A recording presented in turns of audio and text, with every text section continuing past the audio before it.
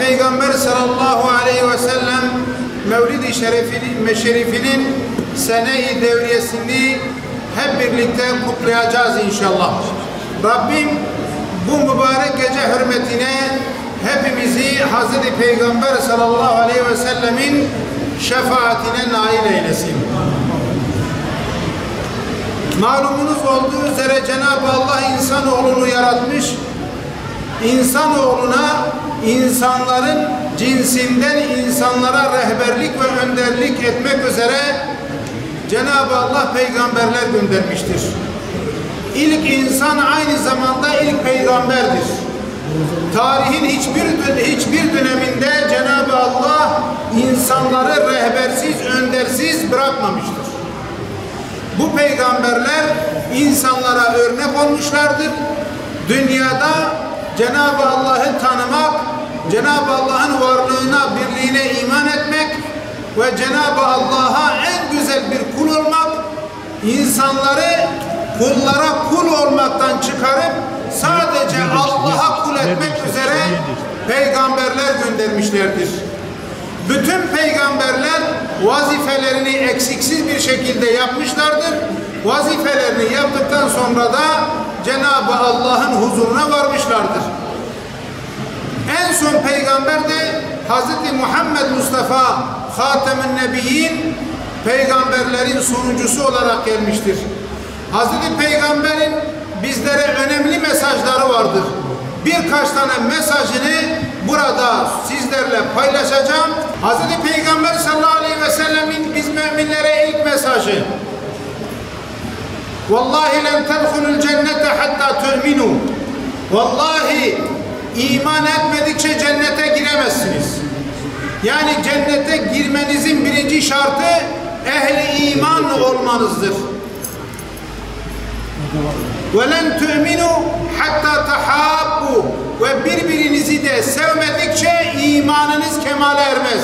İman etmiş olamazsınız. Demek ki imanımızın kemale ermesi, Cenab-ı Allah'a layık bir kul, Hz. Muhammed Mustafa sallallahu aleyhi ve selleme layık bir ümmet olabilmemiz için birinci şartımız iman edeceğiz ve birbirimizi seveceğiz. La yu'minu ahadukum hatta yuhibbe li ahihi ma yuhibbu li nefsihi. Sizlerden biriniz kendiniz için bir şeyi istediğiniz zaman Müslüman kardeşiniz için de isteyeceksiniz.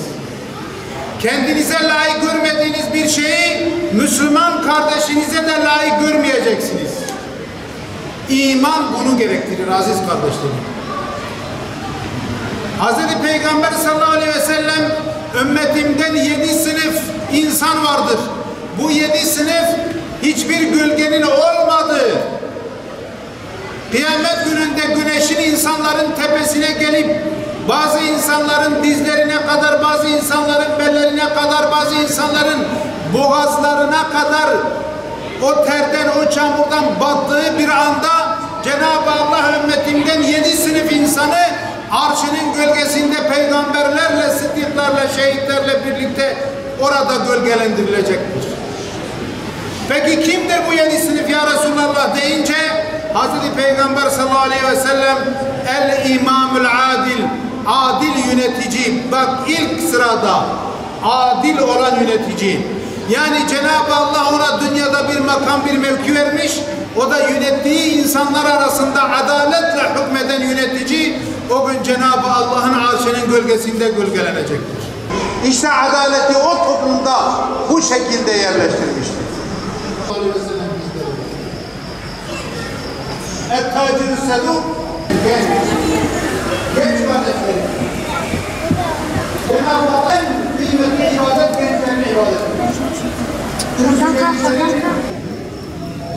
Hazreti Peygamber sallallahu aleyhi ve sellemin tavsiyelerinden bu. Resul-i Ekrem sallallahu aleyhi ve sellemin 2-3 defa yeryüzünde bir cennetlik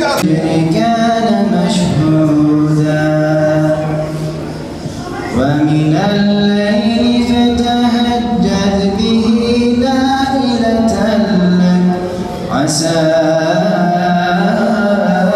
أَن يَبْعَثَكَ رَبُّكَ مَقَامًا وَنُنَزِّلُ مِنَ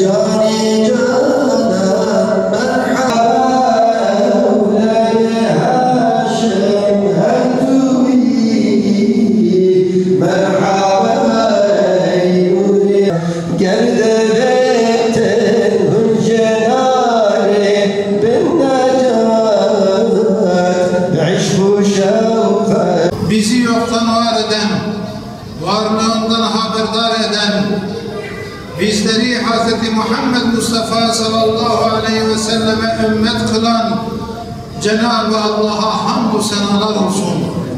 Bizlere en güzel örnek olan, rehber olan, bizleri küfrün karanlığından İslam'ın aydınlığına çıkaran Hz. Muhammed Mustafa sallallahu aleyhi ve selleme, âline, eshabına, ezvacına salat ve selam olsun. İlahi Rabbi, bütün peygamberlerin âline, eshabına hediye ediyoruz sen vasılayla Rabbi. İlahi Rabbi, Filistinli ve dünyanın her yerinde küfre karşı mücadele eden Müslümanları muzaffer eyle ya Rabbi. İlahi ya Rabbi,